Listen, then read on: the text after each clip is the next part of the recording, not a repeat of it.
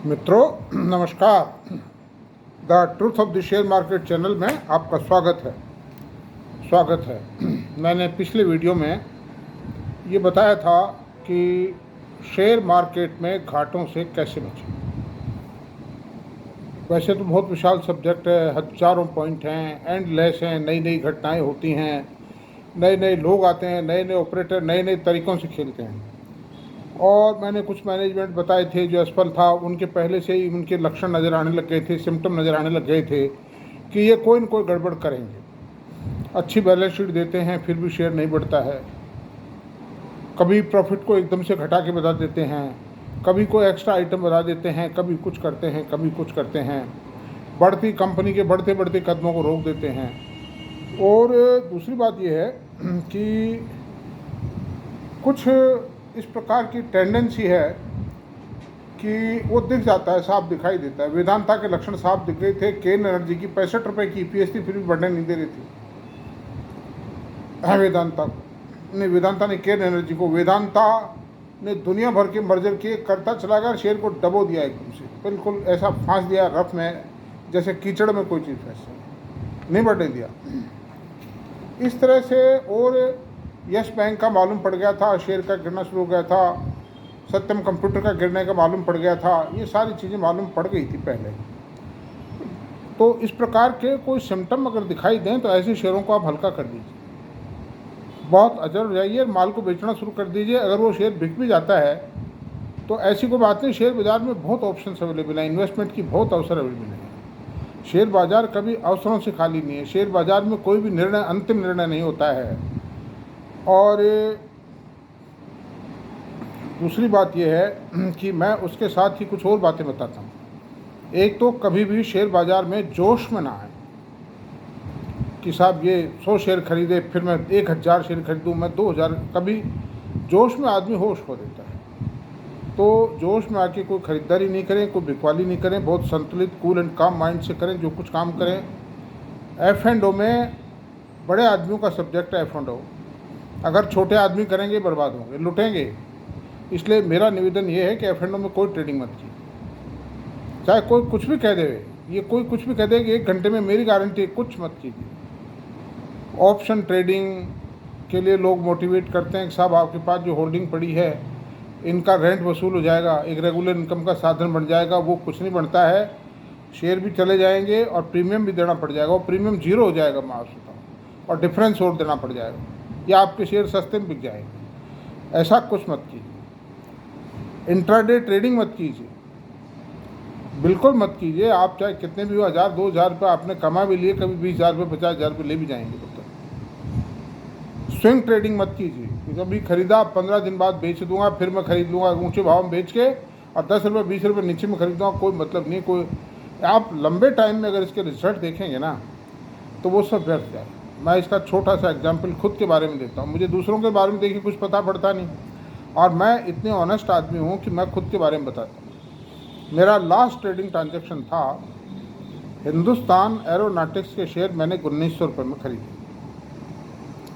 तो उनको मैं 2100-2200 में बेच दिए, 2300 में बेचे, इस तरह से कुछ बेचे। तो मैंने देखा कि 300 रुपये शेयर का तो प्रॉफिट आया होगा। वो प्रॉफिट तो आया नहीं, 50 रुपये शेयर का, और मैंने हाई रेट में ख़रीदे। फिर तो वो तो इनऑल तो लॉस। फिर जो एवरेज आई वो 2400 रुपये की आई, जो खरीद की एवरेज थी वो। तो ओवरऑल ये जो चुस्ती फुर्ती से कमाना, रोज़ाना मैं साहब इतनी इनकम कर लूँ, महीने में इतनी इनकम तो हो जाए, ये बहुत महंगा खेल है, ये बहुत डेंजरस चीज़ है। और ये ऑपरेटर्स वगैरह इतने तेज़ तर्रार हैं कि ये आपका काबू नहीं लगने देंगे। मैं आपसे सबसे देखो सिंसियर एडवाइस है, 40-42 साल का एक्सपीरियंस है, मुझे भी बहुत घाटे हुए हैं इन सब चीज़ों से। मैं भी 5-10 साल 10-1 साल पहले ही समझ पाया हूँ इन चालाकियों को, और उसके बाद से ही मेरे दिन सीधे आना शुरू हुआ है। और मैं भी ये चाहता हूँ कि आप लोगों के साथ कम से कम ठगी नहीं हो। दूसरी बात है, किसी के कहने से जल्दीबाजी में कोई शेयर मत खरीदिए। टीवी पे कोई कहता है, कोई एंकर आके कहता है, कोई पीएमएस सर्विसेज का आदमी आके कहता है, कोई मैसेज आता है, मोबाइल पे आता है, उनके कहने से ये नहीं फटाफट ये तो 200 शेयर देना, 500 देना भाई, ऐसा कुछ मत कीजिए। सोचिए, देखिए, कंपनी के डाटाज को देखिए, कंपनी की कॉन कॉल को सुनिए, यूट्यूब पे अवेलेबल है कॉन कॉल, पढ़ लीजिए। एनुअल जो रिपोर्ट है कंपनी की वो भी गूगल पे अवेलेबल है आराम से, और जो स्क्रीनर वो जो है ना साइट, उस पर भी अवेलेबल है, कोई दिक्कत नहीं, आराम से देखिए, पढ़िए तसल्ली से। आपको धीरे धीरे आप पढ़ना सीखेंगे, आपको नॉलेज प्राप्त होगी, आपको सारे जीवन काम आने वाली चीज़ें हैं। मैंने यही कहा ना कि मैं आपको सक्षम बनाना चाहता हूँ, आपको किसी में ऐसा नहीं छोड़ना चाहता मैं कि आप बस खाली दूसरों पर आश्रित हैं, दूसरों के दास रहें आप। पीएमएस सर्विस वाले पैसे ले लेते हैं और दोबारा आप टेलीफोन करते हो या कोई ईमेल देते हो, बात ही नहीं करते हैं आपसे। मैं आपसे वो कहते हैं साहब हमारा तो फिक्स पैटर्न है, महीने में हम तो इतने शेयर देंगे, आपको बताएंगे। अब वो डूबो चाहे तैरो, ये आपकी तकदीर है। तो इस तरह से ऐसा भी मत कीजिए, जो मैं कह रहा हूँ वो कीजिए ठोस से। जो अच्छी साउंड बुनियाद अगर आप भरोगे ना अपने इन्वेस्टमेंट की, या अच्छे पेड़ उगाओगे, आम के पेड़ उगाइए। ये जो घास है सावन की, ये मत लगाइए आप। दूसरी बात है, मैं कॉपी में लिख के बोल रहा हूँ आज आपको, इतनी बातें याद नहीं रहती हैं। टिप्स पर कोई काम मत कीजिए, टिप्स की बात मैं बता चुका हूँ। कंपनी के data, con call, annual report को जरूर पढ़ें आप, उसके बाद ही कोई निर्णय लें। डाटा तो कम से कम देख लो, और भी चीज़ें नहीं देखते हो तो। 20-30% कोई शेयर बढ़ गया लगातार 3-4 दिन में, खींचते हैं उसको 3-4 दिन में 30-40% खो दे। जैसे एक्साइड इंडस्ट्री को खींच दिया, आज अमरा राजा को खींचा है, और भी कई चीज़ों को खींच देते हैं। कभी कभी लग के वो नीचे इकट्ठा करता रहता है नीचे रेट में, और वो खींच देता है। तो उस हालत में उस शेयर को मत खरीदे एक बार। और कोई ज़्यादा ही, कोई बहुत ही अच्छा है, बहुत ही बड़ी इच्छा कर रही है, तो आप 25-50 शेयर का एक सैंपल लोड खरीद लीजिए, ताकि आपका ध्यान रहे उस शेयर पर। इससे ज़्यादा आप मत कीजिए। एक्साइड और ये अमर राजा, इनमें भी आप थोड़ा सा सावधानी बरतिए। बहुत अच्छी कंपनियाँ हैं, मैं रिकमेंड नहीं कर रहा हूँ, लेकिन कंपनी बहुत अच्छी है, सब कुछ है, लेकिन बहुत तरीके से 10-10, 20-20 शेयर करके खरीदो किसी भी कंपनी। धीरे धीरे धीरे धीरे खरीदिए, अवसर बहुत है, बहुत अवसर आते हैं। इस तरह से करके ये मोटी मोटी बातें हैं। और दुनिया में बड़े बड़े राइटर्स ने किताबें लिखी हैं, बहुत हाईली क्वालिफाइड लोग हैं, अंग्रेजी में लिखी हैं, किसी ने फ्रेंच में लिखी है। इंडिया में भी एक मतलब महोदय है, उन्होंने किताब लिखी है, और वॉरेन बफेट साहब का नाम लेते हैं। कोई कहता है म्यूजियम में जाते हैं। ये इतनी बड़ी बातें, 1 करोड़ 2 करोड़ 5 लाख करोड़ वाले इन्वेस्टर का इनसे क्या मतलब है? क्या समझोगे आप किताब? आप तो मोटी चीज़ों का पालन कर लोगे। ये जो मैंने बताई, इनकी अगर आप फॉलो कर लेते हो तो इनमें कोई खतरा नहीं है आपको। खतरे होंगे, लेकिन मतलब इतना नहीं है कि आदमी मिट जाए या रुपये पूंजी आदि रह जाए, ऐसा कुछ है ना। इसलिए प्लीज़ आप इनको आसानी से मत दीजिए, बहुत बड़े अनुभव पर आधारित है। अब साहब फलां राइटर ने किताब लिखी, वो पढ़िए, क्या मतलब है? ये F&O का काम, टेक्नो ग्राउंड्स पे काम। अच्छा, चार्ट भी देख लीजिए। हाँ, कंपनी के शेयर का जो चार्ट है, पिछले साल 2 साल का चार्ट भी देख लीजिए, लाइफ टाइम हाई भी देख लीजिए, हाई लो जो है उसको भी एक निर्णय का अपना बिंदु बनाइए। टेक्नो फंडा एनालिसिस, टेक्निकली भी वो साउंड हो, ये नहीं कि पिछले 15-20 दिन में 10 दिन में बढ़ गया हो तो वो टेक्निकली वीक है, ओवरबॉट पोजीशन में। फिर RSI भी चेक कर लीजिए, गूगल पे डालिए फलां कंपनी का RSI, कट निकल के आएगा इतना RSI। 50 से ऊपर है थोड़ा सावधानी बरतिए, 65-70 से ऊपर है मत खरीदिए उस शेयर को, नीचे आएगा, और निश्चित रूप से नीचे आएगा। और अगर 40 से नीचे है तो बेचिए मत उस शेयर को, ऊपर आएगा, निश्चित रूप से ऊपर आएगा। ये एक सर्टन मैथमेटिक्स है। RSI जो वेरी गुड थी। अब हम आते हैं, उस दिन मैंने आपसे ये कहा था अगले वीडियो में मैं आपका पोर्टफोलियो को किस तरह से फ्रेम किया जाए, एक सेफ पोर्टफोलियो कैसे बनाया जाए, ये बताऊंगा। लेकिन अभी नहीं, ये बीच में ये बातें बहुत ज़रूरी थी। आज मैं आपको एक बीच में एक नई बात बताता हूँ, क्योंकि पोर्टफोलियो भी इन चीज़ों पर आधारित होगा। एक नई चीज़ ज़रूरी है बीच में बताना, नई तो नहीं है। नए सेक्टर्स कौन से उभरेंगे अगले आने वाले 5-7 सालों में, 10 सालों में?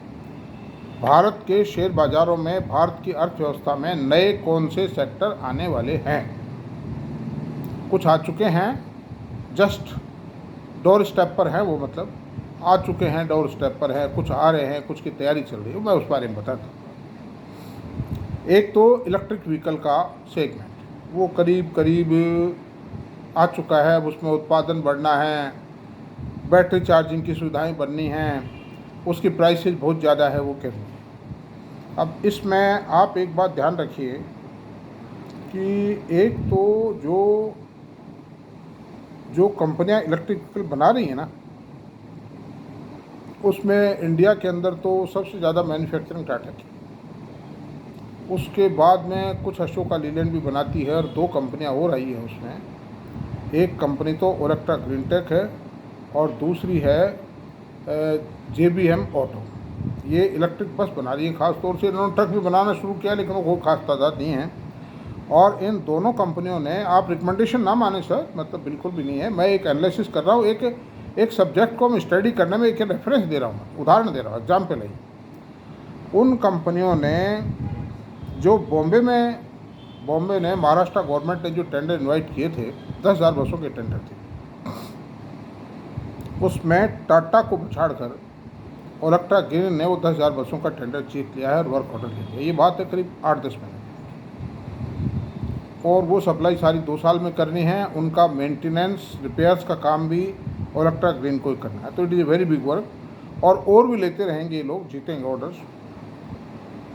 टाटा को बछाड़ करके लेना बहुत बड़ी बात। दूसरी बात है कि JBM ऑटो जो है, जय भारत मारुति एक कंपनी थी जो ऑटो एंसिलरी बनाती थी, अब वो इलेक्ट्रिक बसों में आ गई है, और इलेक्ट्रिक बसेस में आकर के, और उसने भी दिल्ली गवर्नमेंट से 10,000 बसेस का ऑर्डर जीत लिया।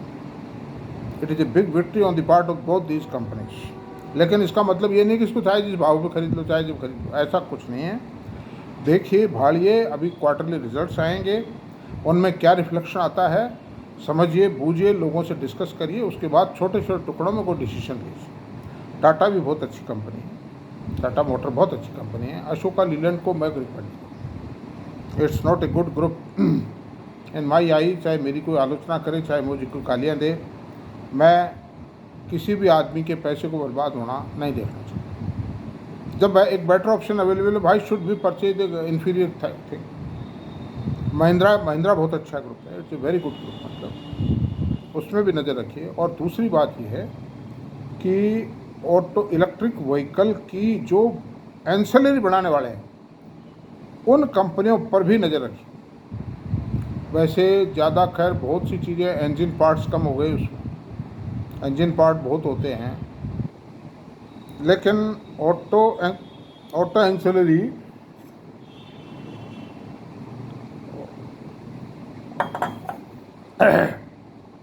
कंपनियों में खास तौर से, और ज़्यादातर जो ऑटो एंसिलरी की एग्जिस्टिंग कंपनीज हैं, वो कंपनियां ही इलेक्ट्रिक व्हीकल एंसिलरीज में डाइवर्सिफाई करें, लेकिन तलाश करने की बात।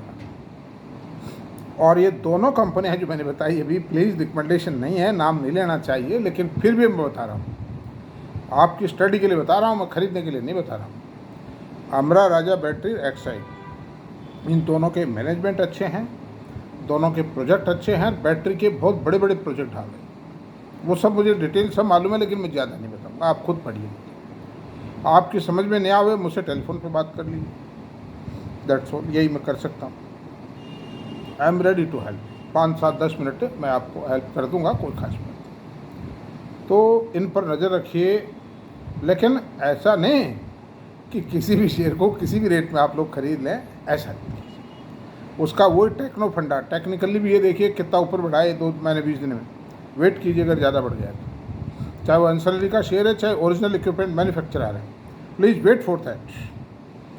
अब आते हैं अल्टरनेट एनर्जी, ये भी बहुत बड़ा sector, it is a very big sector. Power sector देश की आत्मा है, उसके बिना कुछ भी नहीं चलता, बिजली बिना।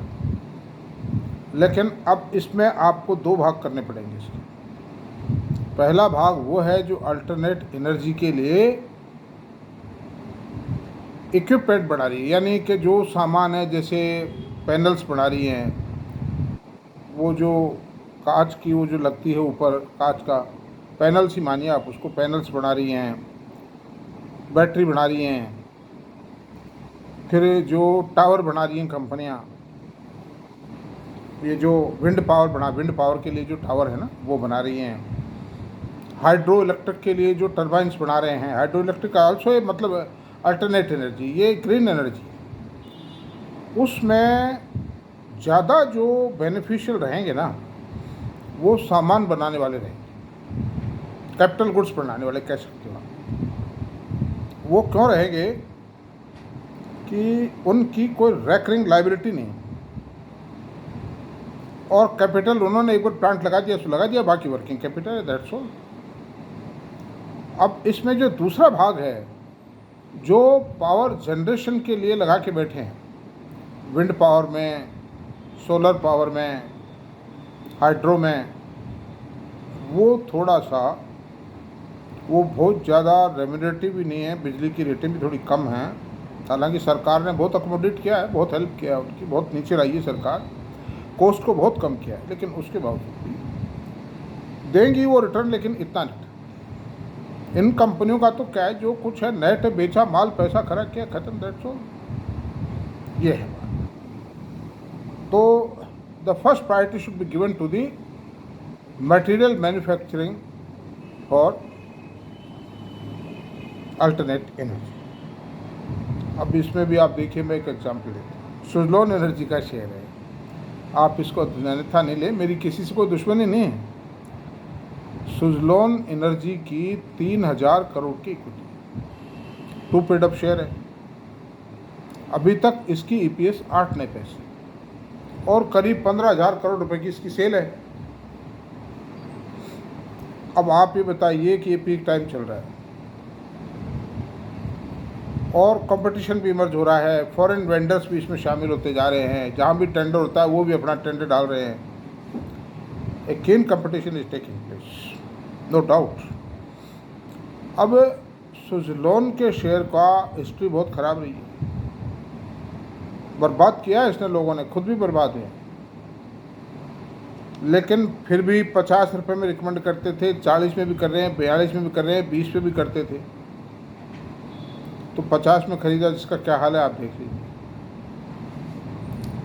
अंडर दीज सर्कमस्टेंसेज इस तरह की जो चीज़ें हैं जिनकी बड़ी भारी इक्विटी है, यानी 7.5 करोड़ शेयर हो, 750 करोड़ शेयर हो गए भाई, 750 करोड़ रुपया कमाएगी जब तक तो ये कंपनी 1 रुपया कमाएगी। क्या है, 1 रुपीज़ की ईपीएस आएगी। अब आप 1 रुपये ईपीएस पे लगा लीजिए, कितना पी रेशो हो सकता है? 40 का पी रेशो तो 40 रुपये, तो ऑप्टिमम लेवल पर है शेयर। इस तरह से ये कोई बहुत अच्छी चीज़ नहीं। उसमें जो है कुछ कंपनियां हैं जिनकी छोटी इक्विटी है, मैं नाम नहीं लेना चाहता चूँकि एक अच्छा इन्फ्लुएंस नहीं है ये। अब फिर जो अल्टरनेट एनर्जी बना रही है उन कंपनियों पे आता हूँ।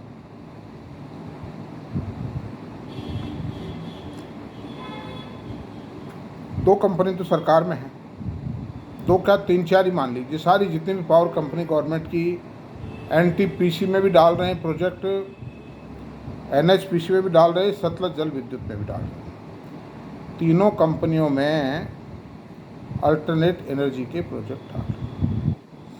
लेकिन अब सवाल ये उठता है माय डियर मित्रों, एनएचपीसी की पेड अप इक्विटी 12,000 करोड़ रुपये, और अभी तक इसका प्रॉफिट 4,500 करोड़ रुपए है, यानी कि इसकी ईपीएस 4-4.5 रुपये है। अब इसका रेट है करीब 100 रुपये के आसपास, तो 25 का पी रेशो तो अभी हो गया है या नहीं? इसका वो जो प्रोजेक्ट लग रहे हैं 8-10 हज़ार मेगावाट के, हाइड्रो में भी हैं, विंड में भी हैं और सोलर में भी, वो प्रोजेक्ट पहली बात तो 5-7 साल लग जाएंगे, देखिए पूरा होते होते। कई तरह की बाधा विपदाई है, साइट कंडीशंस है, अवेलेबिलिटी ऑफ लैंड है, अवेलेबिलिटी ऑफ कैपिटल है, इंटरेस्ट का बर्डन आएगा, ज़्यादा से ज़्यादा इनकी ईपीएस 20-10 रुपये। अब 10 रुपये की ईपीएस पे पावर सेक्टर का शेयर, भाई मैं समझता हूँ 12-13 से ज़्यादा का पी रेशो नहीं हो सकता, और इतनी लार्ज इक्विटी है तो ये तो फुल्ली प्राइस्ड है। The same position is with Sutlej जल विद्युत निगम, अब एनटीपीसी पे आते। एनटीपीसी का सन 2006 में जो अटल जी ने जो कुछ किया था उसके परिणाम आए थे, उसका शेयर 265 रुपये था। सन 2006 को कितने साल हो गए? 18 साल, 17 साल मान लीजिए। 17 सालों में आज क्या रेट है? 350 रुपये का, 325 रुपये का रेट। 35 और 25 60 रुपये बढ़े।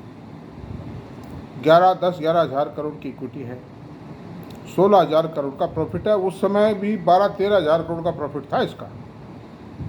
तो आप एक बात देखिए कि 17-18 सालों में, अच्छा दुनिया भर के प्रोजेक्ट चालू हो गए, इसके नई कैपेसिटीज आ गई, कोल माइंस दुनिया भर की इनको अलॉट हो गई हैं, कैप्टिव पावर हाउसेज हैं, उसके बावजूद भी इसके प्रॉफिट में क्या ग्रोथ आई 17-18 सालों में?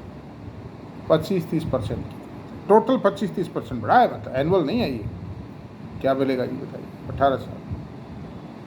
अब ये मान लीजिए 10,000, 20,000, 50,000 मेगावाट के पावर और लगा देते हैं, कम से कम 2.5 लाख मेगावाट के प्रोजेक्ट है, पावर की कैपेसिटी है इसकी एनटीपीसी। तो ऊँट के मुंह में जीरा हुआ, उससे कितना क्या बढ़ जाएगा। अडानी ग्रीन एनर्जी है, उसका 8,000 करोड़ के प्रोजेक्ट लग चुके हैं, 2,000 करोड़ के और भी लग गए, 3-4 दिन पहले कंप्लीट कर दिया उन्होंने, कहा कमीशन कर दिया, उन्हें मान लिया। और ये कहते हैं कि साहब सन 27 तक हम 20,000 मेगावाट की कैपेसिटी कर दें। चलो एग्रीड कर दिए, इस पर पैसा कितना लगेगा? अडानी ग्रीन पर आज भी इतना लंबा चौड़ा कर्जा है कि देखने लायक, और वो प्रोजेक्ट पूरे होते बोल जाएगा। आप ये कहोगे कमाई की उससे चुकेगा भी, कमाई बहुत कम है। आज अडानी ग्रीन की जो लेटेस्ट बैलेंस शीट है, एनालाइज DPS 10 रुपये है, ये 25 रुपये हो जाएगी 20,000 करने से। 25,000 की क्या इसका रेट 2,000 रुपये होना चाहिए क्या? 25 रुपये की EPS का शेयर 2000 होना चाहिए क्या? ईमानदारी सोचिए। अडानी साहब एक बहुत अच्छे उद्योगपति हैं, बड़े अच्छे प्रोजेक्ट लगाते हैं, प्रोजेक्ट इम्प्लीमेंटेशन शानदार है, everything is beautiful, but the share price does not justify the price of the EPS does not justify the EPS of the share, the price of the share. I totally decide. उनके कुछ share अच्छे हैं, बहुत है, reasonable price हैं कुछ share, मैंने भी खरीदे हैं, मैंने, ऐसी कोई बात नहीं, मेरी को नाराज़गी थोड़ी अडानी से, हम तो इनके ऐसे लोगों की पूजा करते हैं, लेकिन संभलने की आवश्यकता है, संभलने की आवश्यकता है। तो ये बात ये रही। मैंने प्राइवेट सेक्टर की भी बात बता दी, सरकार की भी बता दी, और बहुत कंपनियां हैं जो अल्टरनेट के प्रोजेक्ट लगा रही हैं, लेकिन हर चीज़ मतलब प्रॉफिट देंगी, लेकिन ऐसा नहीं कि कुछ से कुछ हो जाएगी। इक्विटी बहुत बड़ी है, power sector capital intensive industry है, तो इसलिए इसमें बहुत देखभाल के संभल के खरीदे, किसी के कहने से भावनाओं में मत बहें। और लोग पिट भी चुके हैं, 175-80 रुपये सतलज जल विद्युत था, अब 130 रुपये। NHPC भी मैं समझता हूँ 150-55 हो गया था शायद, वो 90-95 के आसपास। NTPC भी बहुत ऊंचा चला गया था, वो भी टूट गया है नहीं। तो इस तरह से ये प्लीज थे, ये नहीं कि साहब प्रधानमंत्री जी ने कोई भाषण दे दिया, प्रधानमंत्री जी का दूसरा दृष्टिकोण होता है, वो सही कहते हैं, वो कोई गलत नहीं कहा उन्होंने, लेकिन उनका हम मिस इंटरप्रिटेशन कर लेते हैं। वो बेचारे कभी नहीं चाहते कोई आदमी लूटे पिटे, नहीं, वो तो बहुत महान आदमी है, मतलब किसी का नुकसान नहीं चाहते हो, लेकिन गलती तो हम करते हैं। अब उस झोंके में आके 175 में, 200 में, 400 में ये PSU के शेयर और खरीद गए। उन्होंने कहा था कि हिंदुस्तान एरोनॉटिक्स है, भारत इलेक्ट्रॉनिक्स है, डिफेंस है, ये कहा था, BML है, ऐसे शेयरों की बात थी। लोग PSU शेयर, चाहे वो कंस्ट्रक्शन कंपनी हो, NHPC हो, NBCC हो, सब में कर गए निमटाना और मारे गए लोग। वो रेटें मेरे ख्याल से तो मुश्किल है। आप ऑपरेटर्स बहुत तेज़ होते हैं, बहुत ताकतवर होते हैं, बहुत बुद्धिमान होते हैं, इनके दिमाग को पहुंच पाना एक बड़ी टेढ़ है। अब ये एक सर्टन रेंज में खेलते रहेंगे, लोग उम्मीद लगाए रखेंगे, जब बढ़ेगा जब एवरेज करेंगे। अगर हों तो एवरेज मत करिए, इन शेयरों को प्लीज़ रखिए, और कोई भाव आ जाए किस्मत से तो बेच पाए। अब हम आते हैं डिफेंस सेक्टर, और भी बहुत सी बातें हैं, तो इनमें जो मैं बताऊंगा सेक्टर बता चुका हूं अभी, लेकिन बताते रहेंगे टाइम टाइम पे, ये मोटी बातें तो बता दी। डिफेंस सेक्टर में आइए। डिफेंस सेक्टर भारत का एक बहुत उदीयमान एक ब्राइट सेक्टर, और माननीय प्रधानमंत्री जी ने बड़ा ज़बरदस्त स्टेप किया और उससे दुनिया देख रही है भारत की ओर। विदेशों से माल आयात करते थे, देश का पैसा बाहर जाता था। आज इन्होंने उन कंपनियां तो ऑलरेडी थी, नई कंपनी कोई नहीं बनी है, कंपनियां वही थी, मरी पड़ी थी, लेकिन उन सब का रिवाइवल किया। हिंदुस्तान एरोनॉटिक रिकमेंडेशन नहीं है ये, खाली मैं बता रहा हूँ बातें, खाली इतिहास बता रहा हूँ, ये फ्यूचर नहीं है। ये BEML था, हिंदुस्तान एरोनॉटिक्स था, BEL था और भारत डायनेमिक था। यानी इनमें तो यह हालत थी भारत डायनेमिक में, और हाल में तो जो अलॉटमेंट के जो शेयर थे ना, वो भाव भी नहीं बचे थे इनके, वो आधे रह गए थे उसी। तो पोजीशन ये थी जिनको आज कहाँ से कहाँ पहुँचा दिया है। तो आज जहाँ हम नेट इम्पोर्टर थे, today we have exported 20,000 crore rupees for defence goods. और हिंदुस्तान एरोनॉटिक्स ने तो एक छोटे से देश से एयरक्राफ्ट इंजन सप्लाई करने का एग्रीमेंट भी किया है। नए नए प्लांट लग रहे हैं, नई टेक्नोलॉजी आ रही है, नए नए डिज़ाइंस तैयार हो रहे हैं, सेवरल थिंग्स आर देयर। अब इनमें छोटी भी कंपनियां हैं, बड़ी भी हैं, और आप देखिए कि बाज़ार कितना होशियार है। जैसे ही डिफेंस सेक्टर पे आने लगा ना, सैकड़ों कंपनियां ये कहने लग गई हम भी डिफेंस में, हम भी डिफेंस में, हम भी डिफेंस में। हमारा सामान भी चंद्रयान में गया है, हम भी चंद्रयान सप्लायर थे, एरोस्पेस सप्लायर हैं हम। लेकिन एरोस्पेस में वो कंपनियां ये तो बताएं कितना कितना सामान सप्लाई किया उन्होंने। हिंदुस्तान एरोनॉटिक्स को, BEL को, या जो ये Hindustan space organisation, space research organisation है, इसरो है, इसको कितना सामान सप्लाई किया, कितने सामान के इनके रेट कॉन्ट्रैक्ट हो रहे हैं एनुअल, कितना टर्नओवर आ जाएगा, ये डिस्क्लोज तो देवें। छोटे छोटे कोई 250 कंपनियाँ कहने लग गई, और बेचारे पब्लिक को टिका गए हैं अन्याय करके।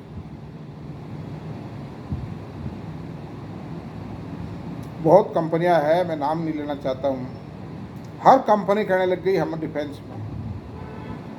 तो डिफेंस के अंदर अच्छा सेक्टर है, लेकिन वही बात है कि इनको सब चेक करा करके ढंग से लीजिए और लंबे टाइम तक इन्वेस्टमेंट कीजिए, आपको रिजल्ट मिलेगा निश्चित रूप से। 5-7 कंपनियों को सेलेक्ट कर लीजिए, शॉर्ट आउट करो, ठीक है, हो जाएगा काम आपका। और लंबे टाइम, ऐसा नहीं आज खरीदा कल बेचा, वो ट्रेडिंग करी, स्विंग ट्रेडिंग करी, F&O किया, ऑप्शन कुछ नथिंग, लेके बैठ जाए। आप देखिए, मैं ये जो बातें बता रहा हूँ मिडिल क्लास के लिए, जो वेतन भोगी लोग हैं, जो बीच के व्यापारी हैं, छोटे लोग हैं, उनके लिए मैं बता रहा हूँ। छोटे का मतलब मैं कोई इंसल्ट नहीं कर रहा, लेकिन पूरे राष्ट्रीय परिदृश्य पर शेयर बाज़ार की साइज़ के हिसाब से आप देखेंगे ना, तो आज 10-20 करोड़ का आदमी भी छोटा है शेयर बाज़ार में पर्टिकुलर। तो उस हिसाब से ये सावधानी बरतें। शेयर बाज़ार बहुत अच्छी चीज़ है, बहुत पैसा देता है, लेकिन आप लापरवाही मत करें। मुंगेरी लाल ब्रांड स्वप्न ना देखें इसमें बिल्कुल कैलकुलेटिव चलें, देखभाल के चलें, स्लो चलें।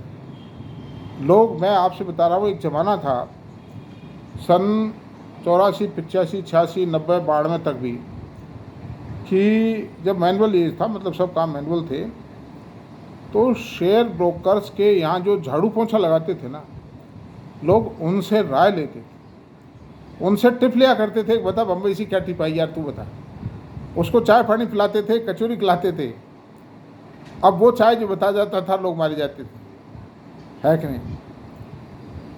तो ऐसा नहीं होना चाहिए। ये जो ब्रोकर्स के कंप्यूटर्स पे बैठे हैं ना, ये ऐसा नहीं कि ये अच्छी जो कंपनियां हैं, HDFC है, ICICI है, इनके ये जो जॉबर्स हैं, ये हैं तो ठीक ठाक, लेकिन इनमें क्या है कि ऐसा नहीं है कि आपको स्टडी करके बता दें कुछ तरफ से। इनकी कंपनी का जो रिसर्च विंग जो इनको देती है वो तो बता दें, वो मोबाइल पे भी अवेलेबल हो जाएगा आप। लेकिन प्लीज़ इनकी बात को 100% मत मानें। मेरे एक रिलेटिव है, वो एक कंपनी के ब्रोकर क्या जॉबर को, मैं आपसे बताऊं, उसकी जो सेवा चाकरी करते हैं पूछो बता दें, और उससे टिप लेते हैं, ठीक है भाई अच्छी बात ले हो तो ये है, ऐसा मत है ना, बड़ा देखभाल की कीजिए। Defence sector is very good sector, it will run for ever, और सरकार भी ईश्वर ने चाहा तो बनी रहेगी ये, इसलिए ऐसा मत करो प्लीज़। फिर सेमी कंडक्टर या इलेक्ट्रॉनिक्स का मान लीजिए, पूरा इलेक्ट्रॉनिक सेक्टर है। अब आप इलेक्ट्रॉनिक सेक्टर में वॉशिंग मशीन भी आती है, फ्रिज भी आता है, टीवी भी आता है, माइक्रोवेव भी आता है, रेडियो भी आता है, और सेमीकंडक्टर चिप भी आती है, प्रिंटेड सर्किट बोर्ड भी आता है, और मोबाइल भी आता है। इलेक्ट्रॉनिक्स बहुत बड़ा सेक्टर है आज की तारीख में, और इसका सबसे बड़ा मैन्युफैक्चरर चाइना था, ताइवान है। और भी ये जो साउथ ईस्ट कंट्रीज है ये भी बढ़ाती है कुछ कुछ, जैसे थाईलैंड है, कुछ सिंगापुर भी होगा, फिर ये जो दक्षिण कोरिया है ये बहुत बड़ा मैन्युफैक्चरर है। इंपोर्ट होती थी ये देश में सब चीज़ें, बट नाउ मोदी गवर्नमेंट है स्टॉप ऑल दिस, और देश में बनना शुरू हो गए। आज भारत मोबाइल का सबसे लार्जेस्ट मैन्युफैक्चरर है वर्ल्ड का, और एप्पल भी प्रोजेक्ट बना रही है प्रोजेक्ट में। एक मतलब ये फ्रेंचाइजी देते हैं मैन्युफैक्चरिंग के लिए, खुद नहीं बनाते हैं। और